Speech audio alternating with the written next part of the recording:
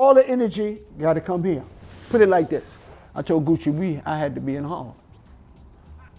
I brought Gucci to Harlem. So what that mean? Now when y'all look around, your generation can talk about, yeah, we did that first. Who else did that in the world? What other ghetto in the world made a European company come to Harlem? Come to their ghetto and set up. Respectful. Put the billboard and all of that. That's why you hear me say earlier, man, we missed a hell of a lot because we didn't have Virgil. That's crazy. That's like losing a library. See, Virgil means different. Virgil represents something different for me than probably he do for y'all. Y'all would have to give y'all a question. If you like want to be successful, regardless of whether if you want to be a fashion designer or not, Virgil, but you want to go up the right staircase, which is the white staircase right now, Virgil will be the one to study. Right now, to make it up a black staircase changed a lot, and I'd have to explain that to you. Y'all don't have what I had. I had an emerging cultural platform, you know? And that's why you would say a black staircase wouldn't be the right direction to go. I had all the rappers. Oh yeah, well obviously, yeah. You dig? I harnessed all our cultural attributes. But now, they took them away from y'all. What I had, they stole from y'all. What do you mean by that? I had, in Harlem, everything I needed to be successful. I had black people, and I had talented black people, and I had this new musical platform to come up with. Do you understand? Right, yeah, so why didn't y'all have that? You know why y'all didn't have that? Because they systematically took it from y'all before I could pass it to y'all. Yes. Do you understand what I'm saying? Yes. Let me explain that. Now, when I started out, all the rappers was coming to me, and the music was being born and it was growing up, right? And it was, simultaneously. Fashion, I had this thing when I was doing with fashion and entertainment. They did the other side of the same coin that you need to make it. That's why I told you you'll have to come together. I had both sides of the coin. You did? Then when they discovered that, they said, damn, we need that. So they raided me, kept raiding me, forced me underground. I'm out of the way. When you look at your MTV raps, every rapper you see had on Dapper Dan. When they forced me underground, any rapper that had on Dapper Dan, they smudged it out. They blurred it. I'm the one that started the blur because of me. Oh, wow.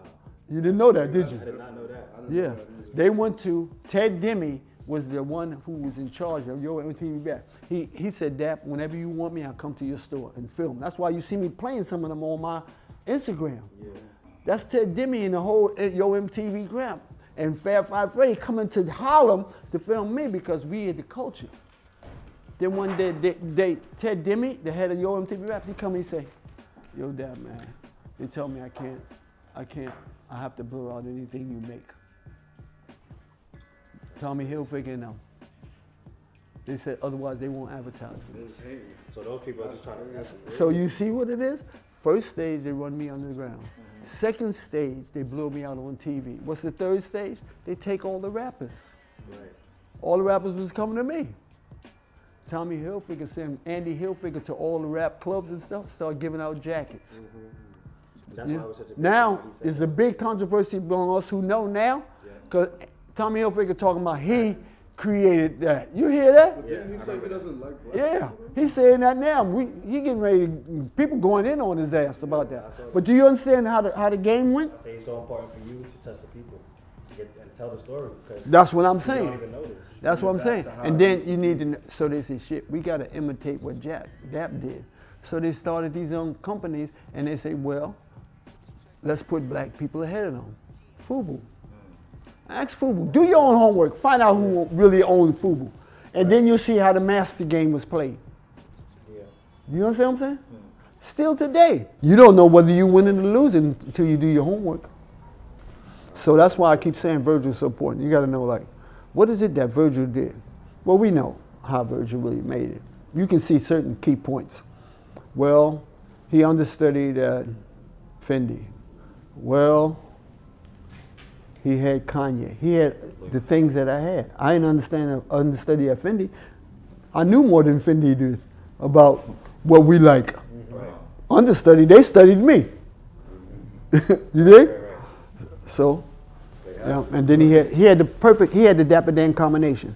A rapper that went powerful, right? And then he had connections to the industry. And it's, basically. So that's what y'all got to figure out, well, what's the blueprint for today? How to get access. What y'all can do. Clout comes from Y'all can do it. You know what y'all got? You're right here in Harlem. You got history, right? You got me, right? You got the story. Because nothing is more powerful than the story. You know what I'm saying? And know what else you got? You got to solidify. You got to solidify this. The most important thing, people got to see the changes in you, like I did the changes in him. I want you to listen. The strongest game that's going to ever get played on you in your life is the game you play on yourself. You know? You wake up every morning thinking what you're doing is all right. That ain't nothing but game. You understand? There's already in your head certain things that you know you shouldn't be doing that you're doing. That's self-gain. You already established. Start with that. Start with the things in your head already that you said I shouldn't be doing. If you master that, you're ready to master yourself. When you master yourself, you can master any game you get in. Do you understand? The key to everything, man, the key to everything is to master yourself. What good is the truth if you don't know how to live it? Or incapable of living it, you know? Once you know when you're in trouble, when you already recognize that what you're doing is wrong, but you don't stop. That's when you can measure whether you're in trouble or not. You know? When you say, damn, I already said I wasn't going to do this shit. You dig? That's when you know you're in trouble. That's what you call self-inventory. Self-inventory. When you say, damn, how much am I living based on how much I know? There you go. You got that. Genius, but you gotta apply it, you know. Mm-hmm. It's the war that you have with yourself. You can't beat them till you beat yourself. Till you get the sucker out yourself, you're gonna be a sucker for them.